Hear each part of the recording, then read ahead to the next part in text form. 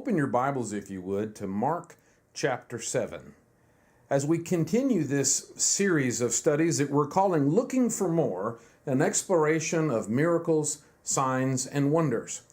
As you know, we've been discussing how a miracle is defined by something that is supernatural. When God intervenes into natural events, it's beyond nature or above nature, thus the term supernatural. So a miracle is when God does something that can't be done by humankind. So for example, Jesus turns the water to wine. But when he does so in John chapter 2, verse 11, as he concludes the discussion of that first miracle, he says that this was the first of Jesus' signs. So a sign is a miracle that's been given to show us something, that we could learn something. There are numerous verses where you kind of have a general statement about how Jesus does many miracles here, or he heals many, or people come out of villages and towns and he heals them of all their diseases and sicknesses. And so you really understand from that text, there must be one after another that's being healed of this sickness or blindness or lameness in dozens and hundreds and obviously even thousands. That means that the miracles that are given to us, that we're given the details, that's not incidental, that there's things for us to notice. And that's what we're doing together, is enjoying looking at the miracle and then going back and exploring or investigating to see what we might see in terms of a sign or what we could learn. So of the three we've looked at, first of all, the first one was in John chapter 2. Jesus turns the water to wine. That's a miracle. What's the sign? What could we learn from this? Well, it wasn't just ordinary water. You remember that he had them fill up the pots that the Jews had used for their ceremonial washing. So the water would have been considered incredibly impure, that would have been spiritually very unclean. And he uses that water, and then he doesn't just make wine, he makes the best wine. And so we could conclude at least one of the things that we could learn from that is how Jesus can cleanse us from every stain. There's nothing that he can't cleanse us of. The second miracle was Jesus feeding this massive multitude with just a small handful of food. And we said, wow, the miracle is, how do you multiply that much food so that everybody eats until they're full? In fact, there's even leftovers. And he does this kind of miracle twice. What could we learn from that? Well, one of the things that we could learn is that Jesus truly satisfies. Because in those cases, as we looked at, the disciples were like, well, nothing can be done. In fact, they even said in one case, send people away so they can go find food. At what point do you begin to understand that no matter whether you're in a land of plenty or you're in a wilderness, that Jesus can truly satisfy? When do you learn that sign or see that sign from those miracles? The third one we looked at in Mark chapter 6 was how Jesus walked on water.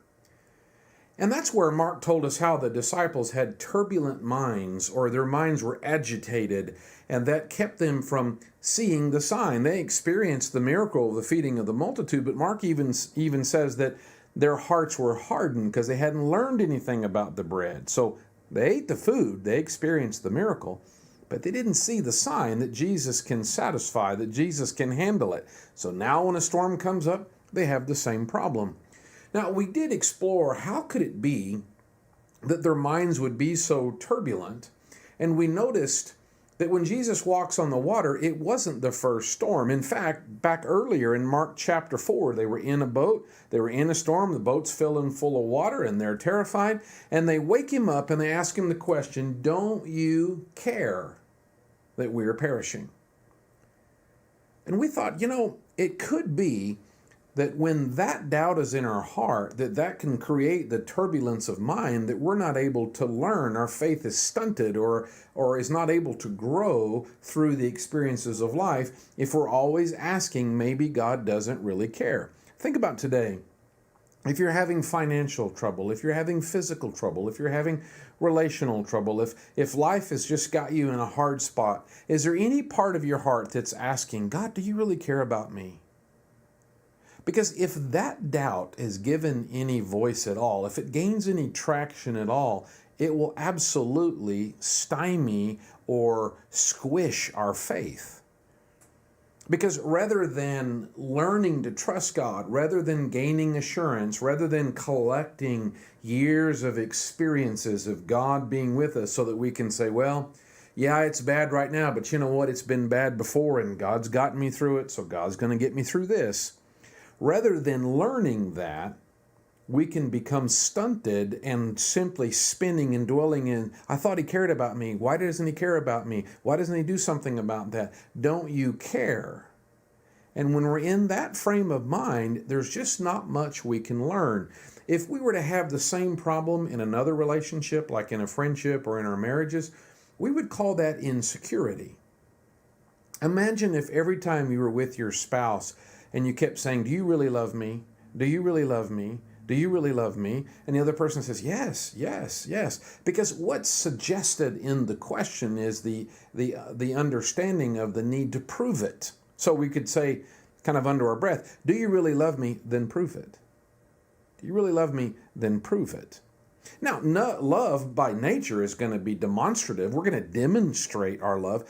But what happens in the relationship if there's always a demand that you prove something, that you prove something? At some point, that becomes manipulative and even toxic in the relationship. And now, if we're talking about a marriage and you're always having to prove that you really love somebody, you're actually going to erode trust in the relationship because you're never good enough. You can never convince them. It's never enough. And so what happens is that relationship actually erodes. That kind of turbulence is in the disciples' minds when they wake up Jesus and say, don't you care? This is going to cause a problem in their growth. So those were the first three miracles that we've looked at together, the turning the water to wine, the feeding the multitude, and Jesus walking on water. Now we're getting close to my favorite. That'll actually be the next one. But this particular miracle we're going to talk about is strange, not so much in terms of how Jesus demonstrates his power, but the kind of conversation and perhaps even the attitude that seems to be involved in this. Now, we have said along the way that we've noticed where it's possible to experience the miracle, but not see the sign. The most obvious, we looked at the example of Judas. That Judas, according to Matthew 10, in the first few verses, not only did he experience the miracles that Jesus did, but he also experienced Jesus giving him the ability to do miracles along with the rest of the 12. So how can you see the miracles of Jesus here, the teaching of Jesus, and do miracles on Jesus' behalf or in his name yourself, and still betray Jesus for just a handful of money? How do you get hardened like that? The disciples, Mark described as Jesus was walking on the water, that their hearts had been hardened. They hadn't learned anything from the miracle of the loaves. Turn, if you would, to Matthew 15. I know I said Mark 7, but we'll be close. In fact, if you have a ribbon or a marker, you want to keep it there in Mark 7, we're going to be back. But when Matthew is also recording the miracle that we're about to discuss, he mentions how in verse 23, the disciples have a very different response. We'll get into this in some more detail, but just notice at the moment that the disciples are saying to Jesus, send her away, make her go away. She keeps shouting after us. She's making a scene. And remember, they did that when Jesus said, well, how are we going to feed all these people? The disciples were like, send these people away so they can go find food. So they have this habit when they run up against we don't know what to do is to push away the situation. And sadly, the people involved, because let's face it, most of life's situation is people, right? In some form or fashion. And so the disciples have this habit, as we do, of just pushing people away. I don't know what to do with you. I can't help you. You're in my space. You're driving me crazy, so just go away. And so the disciples show again a difficulty in seeing the sign as they try to push this person away. Okay, let's get into it. So here's the miracle. Mark chapter 7 begins in verse 24. Odd, not necessarily in what Jesus does or even how he does it. In fact, we'll have seen this kind of thing before when Jesus healed a Roman centurion servant back in Matthew chapter 8. But the conversation is unique, unusual, and, well, it's flat out uncomfortable. Okay, so verse 24. Jesus got up and he went away from there to the region of Tyre. And when he entered a house, he wanted no one to know of it, yet he could not escape notice. But after hearing of him, a woman whose little daughter had an unclean spirit immediately came and fell at his feet. Now the woman was a Gentile of the Syrophoenician race, And she kept asking him to cast the demon out of her daughter. And he was saying to her, "Let the children be satisfied first, for it is not good to take the children's bread and throw it to the dogs." Wow. So she's asking for a miracle. This isn't new. This isn't the first time. And it is true that she is uninvited in the sense that he's gone to a house with the attempt to escape notice. Now, he's been in an ongoing discussion and argument with the Pharisees that started in chapter 7 about how, your disciples, they don't wash their hands like they're supposed to. But Jesus has been interrupted before, and he's not usually this unwilling. Let's keep it at that. He says, "Let the children be satisfied first, for it is not good to take the children's bread and throw it to the dogs." But she answered and said to him, "Yes, Lord, but even the dogs under the table feed on the children's crumbs." And he said to her, "Because of this answer, go. The demon has gone out of your daughter." And going back to her home, she found the child lying on the bed, the demon having left. So Jesus casts out a demon without touching the demon-possessed person. He casts out a demon with just saying it. In fact, he casts out the demon without even being in the presence nor having ever met the person who's demon-possessed. That's not so unusual. As we said, Jesus does something similar with a Roman centurion's servant in Matthew chapter 8. Just to get the full read of the situation, turn, if you would, to Matthew 15. Matthew parallels this same account. Now, just a note, while you're turning to Matthew chapter 15, it's always helpful when there's other contexts that we can go to that can expand on the situation, like we're about to in a moment. Matthew's going to have a few details that's unique to Matthew. Mark has some details unique to Mark. So that's always helpful when there's a quotation in the Old Testament. We go back and look at the original context and try to understand. But let me say this. Remember that the Gospels, in fact, all of the books of the Bible, were originally written individually. In fact, the word Bible means book of books, or library would be another way to translate the idea of Bible. So these books, Matthew and Mark, they were written by themselves first. We've talked about the four Gospels, how Matthew writes for a Jewish audience, and Mark for a Roman audience, Luke for Greek, and John actually to the church. The reason I point that out is that means that in our study, we also have to find a significance and an application in the text by itself. Because we have the blessing, we're studying Mark, hey, let's check out what Matthew says also, kind of compare notes, look at the details, learn some things. But when Mark's audience first received the gospel according to Mark, it was a single letter. In other words, it was not accompanied by the book of Mark. So it had to make sense. It had to stand on its own.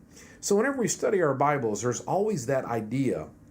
There's the full context of all of the scriptures, but it also has to still be faithful to its original immediate context with which it was written. Okay, so in Matthew chapter 15, here's just a couple of extra details. We start in verse 21 here. He just calls her a Canaanite woman. Mark gets more specific from the Syrophoenician area. He just says, a Canaanite woman from that region came and began to cry out and said, "Have mercy on me, Lord, son of David. My daughter is cruelly demon-possessed." Possession itself is bad. She says cruelly possessed, painful, it's terrible, it's extreme. Verse 23, but he did not answer her a word. And his disciples came and they implored him, or they begged him, saying, "Send her away, because she keeps shouting at us." But he answered and said, "I was only sent to the lost sheep of the house of Israel." Wow. In case we didn't quite get the tone in Mark, it seems even more apparent because Jesus ignores her. How do you ignore a mother who's begging for her daughter, who's cruelly possessed, who's struggling, who's hurting? What's wrong with any of this? Why would he ignore her? And the disciples seem to read his body language, and then they jump in on, make her go away, because that looks like, and then his answer seems to validate, I was only sent to the lost sheep of the house of Israel. Because, she's not a Jew. She's a Gentile. Mark says even specifically she's a Greek from the Syrophoenician area. Why is Jesus treating her this way? Fascinating and unique in the idea or the way that Jesus interacts with this person in need. For those of you that are involved in the discussion group tonight, I encourage you now to take out your discussion questions, and it's hopefully been written in a way that you'll have kind of a self-guided exploration of the scriptures as you work through some of the ideas in the text, and we're delighted that you can have time together in that exploration. Let me also remind you, you can go back to this video later through our various platforms and watch the rest of it if you would like.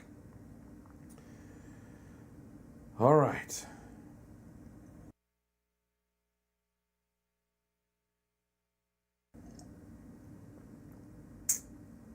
So let's explore this together. Since we're still in Matthew 15, let's just look at a couple of key things again.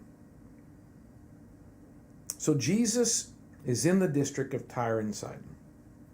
And a Canaanite woman comes to her, and Jesus, and her request seems appropriate, right? It's a mom asking for a daughter who's really hurting. Interestingly enough, not only is the request seems appropriate as far as it's not like she's asking for riches for herself, something like that. But she also says, "Have mercy on me, Lord, Son of David." Now, I hope you have your tools with you. I hope you've had your notebook because you've been looking over this text since last week and writing down questions. And then I hope you have your pencil with you where you can underline words or make little marks or just something to say, hey, what is this? This is one of those things that I have underlined. She calls him Son of David. Now, that's a term for the Messiah. This is a common term the Jews used, a descendant of David that would recognize Jesus. She calls him Lord, and then she calls him Son of David. Those are both terms of respect and of recognition in some way that he's the Messiah. She's not your average Greek woman.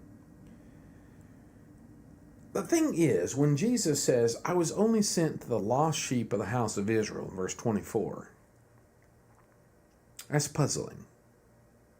Because if what Jesus means is, I'm not here for Gentiles, I'm only here for Jews, well, there are several things that come to mind. We've already mentioned Jesus healed a Roman centurion servant in Matthew 8. It's one of the early miracles that he did. So if he's not for Gentiles, what was that? John records the next thing that Jesus does in John chapter 4 is he asked to drink from the well from a Samaritan woman. She's the first one that Jesus confirms that he's the Messiah. But I guess loudly what echoes in the text, if Jesus is only come for Jews, why is Jesus in her territory? He's in her territory. And he's already done miracles in that area. He's already healed the man who was greatly demon-possessed, and in fact, he wanted to get in the boat and go back with Jesus. Jesus said, "No, you stay here. I want you to be a witness. You tell others what's happened." And this is part of why we can assume how this woman knows to ask Jesus, and maybe even part of why that she recognizes him as Lord and Son of David, is there's already been miracles, and they've already got a missionary or an evangelist, the ex-demon-possessed guy, to be telling people how this happened. If Jesus has no interest in the Gentiles, why does he heal others besides this request? And why is he in her territory? And it's not the first time that he's in her territory. And he, as we said in John 4, he'll even drink from their wells. So that can't be what he means. So then why is that what he says? Because you can see how we could conclude this. It does seem to play into the disciples because their response is, well, then send her away. Send her away. She keeps shouting at us. She's making a scene. Okay, let's go back to Mark. We could study it from either text, but we're going to kind of start from Mark because that kind of connects for us where we've been the last couple miracles and where we go next in chapter 8. So Matthew gives us that the opening skirmish, or at least the opening conversation between Jesus and her and the disciples' response. What we get in verse 26, Mark simply gives us more detail when he says the woman was a Greek of the Syro-Phoenician race. But then he moves past, doesn't give us the details Matthew does as far as conversation. He simply says, she kept asking him to cast the demon out of her daughter. And now we know from Matthew some of the things that were said in that process and by the disciples. So here's something to notice. She keeps asking Jesus. Mark says, where Matthew said she's cruelly demon-possessed, Mark says that her daughter has an unclean spirit. This is a major theme in this section, is the idea of being unclean. Flip back, or at least I have to turn the page to go back to the first of the chapter. First of the chapter of Mark 7, verse 1, is when the Pharisees and scribes come fussing about how the disciples are not washing their hands according to their traditions of the elders. And they get into that long conversation. And then what Jesus has to do is challenge them about how they're hypocritical, about how they're trying to follow these traditions, but their heart is far from them. Verse 8, he even says, neglecting the commandment of God, you hold the tradition of men. He talks about how even they withhold what their parents need, saying it's given to God, or Corban, in the paragraph of verse 9 through 13. Now, when he gets to 14, verse 14, he calls the crowd. So he's had this argument with the Pharisees about, well, you're not doing all this cleansing. We got into that some when we were talking about Jesus turning the water to wine in John chapter 2. So now, after another conversation about what's clean and unclean by their traditions and all that stuff, he calls the crowd away from this Pharisaical confrontation, and then he says, listen to me, all of you, come here, let's talk. It's not what's on the outside that makes you unclean. The problem is not whether you wash your hands properly, traditionally, and all that kind of stuff. He said the problem is not what's on the outside, it's the problem about what's on the inside. When the disciples come to him in verse 17, they're a little unclear about all this, and so he says, do you not understand? Then he says clearly, verse 18, are you so lacking in understanding? This has been that broken lens, I'm having trouble, I'm not seeing the sign, I'm not learning the lesson. He says, are you lacking in understanding also? Do you not understand that whatever goes into a man from the outside cannot defile him, because it goes in the stomach and so on, is eliminated? Verse 20, that which proceeds out of the man, that's what defiles the man. Why? Well, he's not talking now about what physically comes out in terms of nutrition or not. Verse 21, for from within, out of the heart of men, proceeds the evil thoughts, fornications, thefts, murders, adulteries, deceits, deeds of coveting, and so on.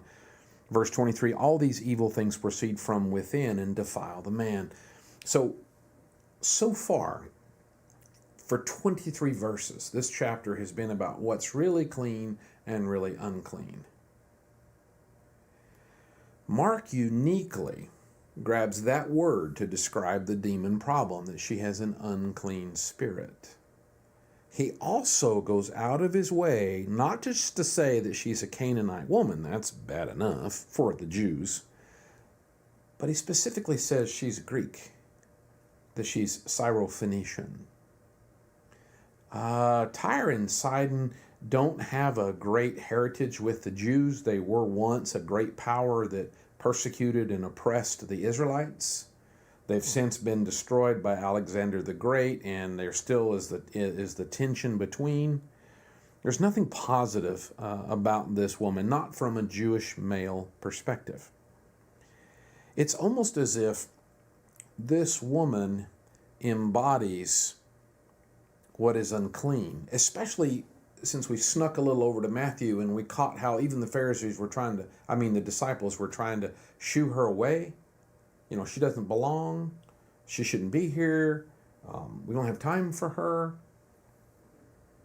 And then Jesus said that his mission was about the lost sheep of the house of Israel, which, let's stop and pause there for a second. That's the very thing that Jesus focuses on, is the Jews, but the gospel wasn't limited to the Jews. In fact, flip over to Romans chapter 1 real quick. The Apostle Paul, who was a Pharisee and a Jew of Jews, was the missionary called to the Gentile world. In Romans 1, verse 16, he says, "For I am not ashamed of the gospel, for it is the power of God for salvation to everyone who believes, to the Jew first, and also to the Greek.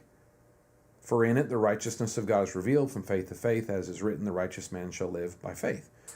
Paul says that's exactly the mission of God, was starting with the Jews, the people of heritage, and then moving beyond that to the whole world.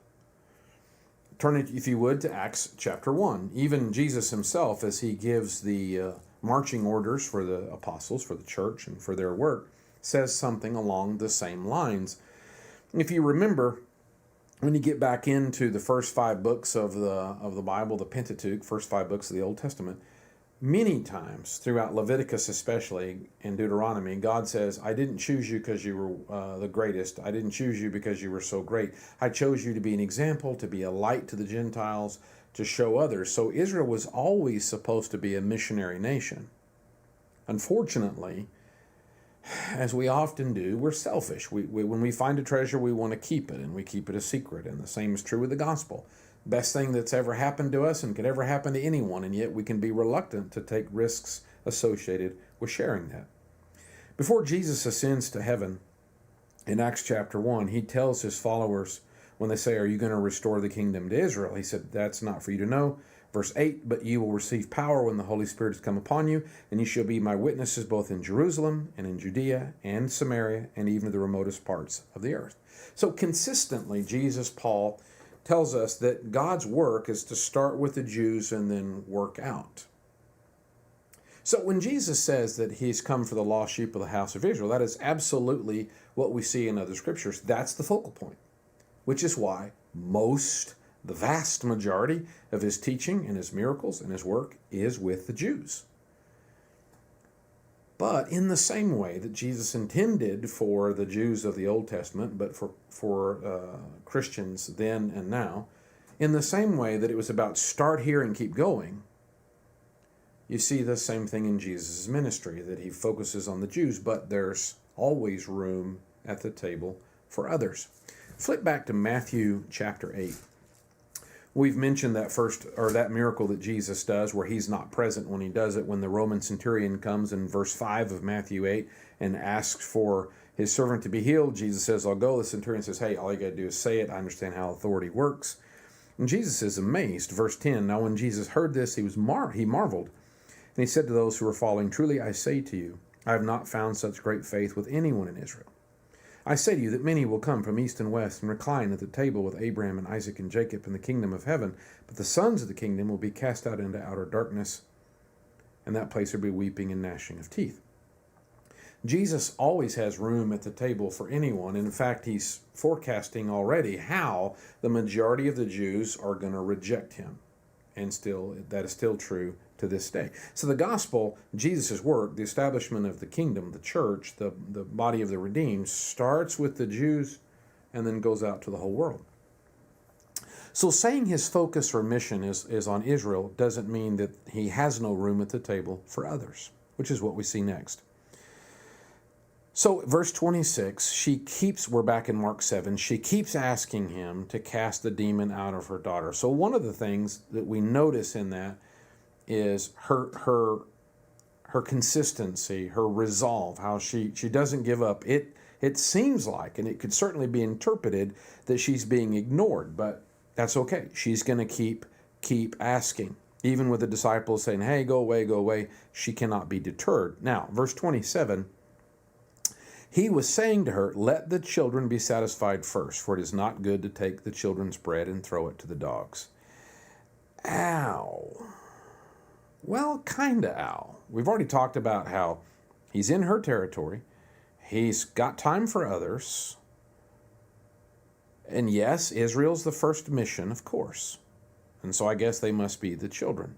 A couple of things, maybe about 3 words you might want to underline or consider it. The first is the word first, the first word.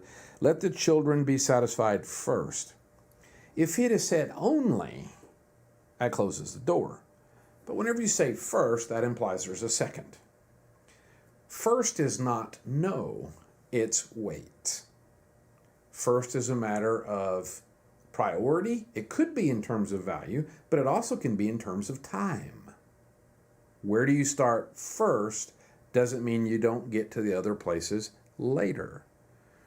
So it's interesting, in the first words that Jesus speaks, there's the word of hope.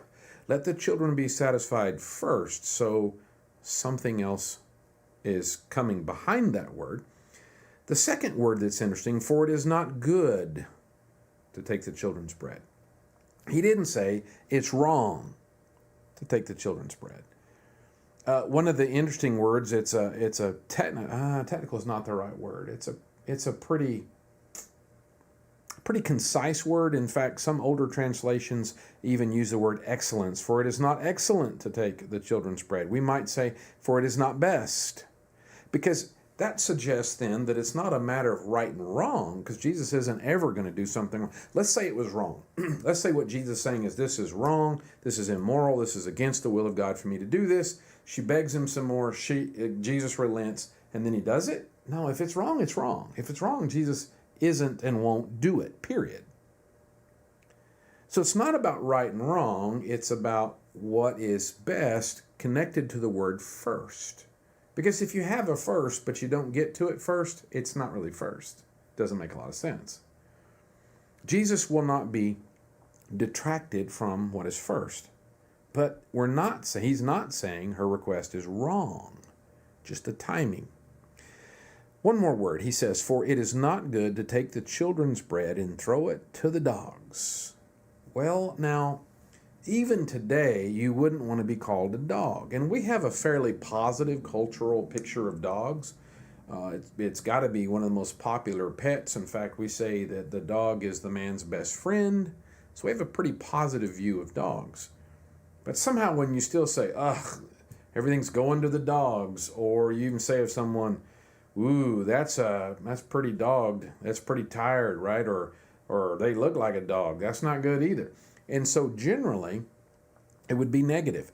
In the scriptures, the use of the word dog is, as far as I know, nearly always bad. I mean, you've got 2 Samuel 16, verse 9, or you've got Psalm 22, verse 16, or even in Philippians 3, verse 2, when Paul talks about the Judaizers, he calls them, beware of the dogs. That's not a positive thing. You get the picture of the dogs licking Lazarus' sores. I mean, it's always a negative thing. It is helpful if we were reading, when Mark writes this word, he uses a little word that would be translated most accurately, little dogs, which is interesting. Dogs is not positive. Adult dogs out in the community are stray dogs. They're to be driven off. They're to be run off, which is exactly what the disciples were asking him to do in Mark 15, make her go away. But he says it's the word for little dogs, which suggests they did have, or at least those that could afford it, they did have little dogs. We would call them pets. And they would be fed from the table. They'd have scraps thrown to them, or if the children were eating. One of the things that's interesting, being around a kid, especially in a high chair, just how they eat. One family we knew said their kid they got so frustrated with their kid taking food and, throwing it everywhere. I've seen plates that have suction cups so you can stick it to the high chair or the table so they can't throw their plates. One family got one of those small plastic swimming pools and put the high chair in the swimming pool, and then when they're done, they could lift the child out. I guess they dropped him in the bath, take the swimming pool out and set it outside, and the dogs loved it. That's kind of the picture that Jesus is painting, is that we can't give the children's bread to the dog. And look what she says in verse 28. But she answered and said to him, yes, Lord. Even with a fuller context of talking about the nation of Israel and the priority of the gospel and all that kind of stuff, which that all fits, but even with the benefit of the larger context, it still makes you like, when he says, we can't give the children's bread to the dogs. Well, she doesn't have that context. And she's got the fact that Jesus ignored her for a while. And everybody else there, the 12 disciples, are all send her away, send her away. So she's in what would seem to be a hostile environment. Jesus hasn't reached out to her. He hasn't chastised the disciples. None of that. So what's fascinating is this woman, who's a Greek, a Syrophoenician. She has got no credentials to be here, no credibility, nothing that says that she's of any value. Not to your average Jewish males, not to what the disciples would have been thinking with their own natural culture. So when he answers this way, there's every opportunity to get offended. Now let me ask you a hard question. Has God ever offended you? Oh, I know what the proper answer is. Oh no, God's way is higher than mine. Well, it is. That's true. But I'm asking, have you ever felt that way? Now, maybe you wouldn't use the word offended, but has God ever disappointed you? I mean, have you ever prayed and God said no? Has God allowed things to happen in your life that you don't understand why, and they were hurtful or spiteful or all those kinds of things? Have you ever had the Word of God convict you in ways like He says things like, love your enemies and pray for those who persecute you? Well, that feels good all over, doesn't it? Has there ever been times that it seems like God is at least ignoring you and maybe giving you a little shove? What do we do in times like that? You may have already made the mental jump. How would you like to have been Job, where God allows Satan to bring all this harm and suffering, and Job's friends are this chorus around him? Well, you must have done something bad. You're terrible. You're the worst person ever. If you'd just repent, things would get better. What did you do to deserve this? There was every opportunity for Job to feel like that God had just thrown him to the dogs. But we know from the first chapter, from the view of the throne, that the whole reason it's happening to Job is because God loves him so much, because he's doing so well, because he's upright and blameless and righteous. But it'd be hard to tell from the other side, wouldn't it? Have you ever been in this place where you're asking what seems like a legitimate thing, and it's not like you're being ugly or selfish or wicked? You're just, isn't this just kind of, a good thing to ask? And the response you got kind of puts this look on your face where you just, ugh. Verse 28. But she answered and said to him, Yes, Lord. How about that? How does she still call him Lord after how this seems, how it's gone? We talked about the turbulence in the disciples' mind, how they couldn't see the signs, how their faith was stunted because they kept tripping up on one question. Way back in chapter 4, we're in that first storm and water was pouring in the boat, and they woke him up and said, Don't you care? There's every opportunity for her to just stand up and say, Wow, I guess you don't care about me. I guess I don't matter to you. Somehow she has a clearer mind than the disciples do. They're in the middle of send her away. They're still in that turbulence. She has a clearer, calmer faith than apparently the disciples do. Yes, Lord. Now watch this. But even the dogs under the table feed on the children's crumbs. She had every opportunity to be offended and say, Are you calling me a dog? How come I don't get to be one of the children? Are you saying my daughter, my innocent young daughter, is like a dog to you? Ample opportunity to catch any one of those. She calls him Lord, stays with what he said, doesn't argue that's not fair, that's not true, that's not right, doesn't even address that, which means she accepts it. And then she says, just a crumb will do. Now, what are our expectations of God? Well, God, if you really love me, we'd blow out, you'd bless my life, and I'd have this and that, and things would go this way, and I'd have this, and then when it doesn't, God, where are you? Don't you care? She says, all I need is a crumb. I don't need to sit at the table. I don't need a full meal. I don't need to have all that. I just a crumb will do.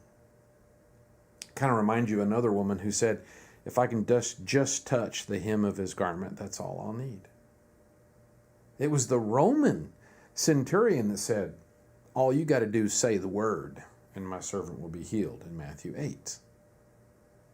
While the disciples and the Pharisees, the Jews, but the disciples are feasting on miracle after miracle after miracle after miracle after miracle, and all of this wisdom and this teaching and watching Jesus love people and interact with people, they are inundated with the feast. And they're not gaining any weight. They're starving to death at the king's buffet. She says, even the dogs under the table feed on the children's crumbs. How about that? He said to her, because of this answer, go. The demon has gone out of your daughter. And she goes home and finds that to be exactly the case. Flip back to Matthew 15, just because catching all of this is fantastic. Verse 28, after she says the same thing about even the dogs feed on the crumbs. Verse 28, Jesus said, "O woman, your faith is great." These aren't just odd Bible words. We don't talk like that. But the word "oh" is translated from an expression that means look or wow or this is something. It's an adjective. It's a descriptive word that brings an intensity to what's said next. Oh, and then he says woman. A beautiful word. It's the greatest word for the female of the species. It's the word that Adam coined when he had been alone and God brought Eve custom made from his side, from a rib. He'd already looked through all of creation, named all the creatures, found out he was totally alone. God caused him to fall in deep sleep, fashions Eve, brings her to him. Adam lays eyes on Eve for the first time and says, "Behold, you are woman, bone of my bone, flesh of my flesh." I mean, it's the word for the most impressive creature in creation that Adam's ever experienced. We talked about that when Jesus said to his mom in John chapter 2, "Woman, what do I have to do with you?" It's not a put down. It's a tremendous and tender, powerful word. Oh, woman. In contrast to the disciples standing around, the guys that have had it all and the guys that have been trained since they were boys in the law and knew God's word from the Old Testament. And then they've been walking and talking and eating with Jesus and all of this. And this creature, oh woman, your faith is great. It should be done for you as you wish. Beautiful. Beautiful. But just to circle back, that's pulling in all the pieces, right? Why doesn't Mark include that? Well, I mean, if they include it, it's sort of redundant. You need one gospel, you don't need four. Get that. But so in the context, why does Mark not have that? What he ends with, the demon has gone out of your water, out of your daughter. Let's compare again. So let's see. "Oh, woman, your faith is great. It should be done for you as you wish." A wonderful woman, great faith. Okay. And what we're seeing here is Jesus would have said all this, but Matthew and Mark are giving us just part of it for a reason. So Mark says, because of this, go, the demon has gone out of your daughter. He doesn't even use the word. He doesn't mention her faith. I mean, he doesn't mention her, but he doesn't mention her faith. I wonder why. Well, so we did talk about, what's this whole chapter been about? It launched about, what's clean and unclean in the opening paragraphs, and then the argument with the Pharisees, and then about it's not what goes in that makes you unclean, it's what comes out. And the daughter here is uniquely described as having an unclean spirit. Unclean, that's the focus of the chapter.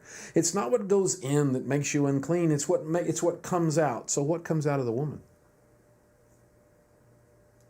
Something incredibly beautiful. She's she's woman, she's Greek, she's Syrophoenician, blah. Well, what came out of the disciples? Send her away. Ugh, that's not coming from a pretty place. What comes out of her? Yes, Lord, But even the dogs on the table feed on the children's crumbs. Lord, just a crumb is all, it's all we need. That is beautiful. The miracle is Jesus casting out a demon from this woman's daughter without even being there and not even meeting the daughter. That's a miracle. There's no way we could do that. What's the sign? Well, at least one thing that we could learn from this woman is that Jesus is enough. Just a crumb. It doesn't take much. For all of our troubles and all of our storms and all of our struggles and our emptiness and our challenges and all the uncleanliness in our lives, Jesus is enough. It's all we need. Looking forward to my favorite of this discussion. So this is the strangest miracle in terms of how Jesus talks and seems to treat this woman is so, wow, this is uncommon. But in the very next chapter, as we roll into chapter 8 of Mark, is going to be an odd miracle. It's the only time that Jesus doesn't get it right the first time. I wasn't sure what to call it. I finally settled on it's the only half-baked miracle. I thought about saying the only twice-baked. Jesus heals a guy who's blind. He's done that several times, but he doesn't get it right. Because he heals the guy, and the guy's vision is blurry, and Jesus says, well, what can you see? And you never see, here's a guy that can't walk, right? And Jesus says, stand up. And then Jesus says, well, how does it feel? You never see that. It's the only time that Jesus heals somebody and then says, so how is it? What can you see? And the guy says, well, I see guys walking around like trees. That's not real distinct vision. So the guy's, he can see, but it's pretty blurry. So Jesus touches him a second time, and then he can see clearly. What happened? How come Jesus missed the first time, or it took 2 passes to get it right? What a strange miracle. It's there on purpose. So I wonder what the sign would be. Looking forward to that study. So spend this time reading Mark chapter 8. The whole chapter would be good, specifically verse 22 through 26. In fact, I would encourage you to read the rest of Mark 7, Mark 8, and John 9, because that's the only 3 times that Jesus uses spit to heal somebody. So that's Mark 7, Mark 8, John 9. We'll see you then.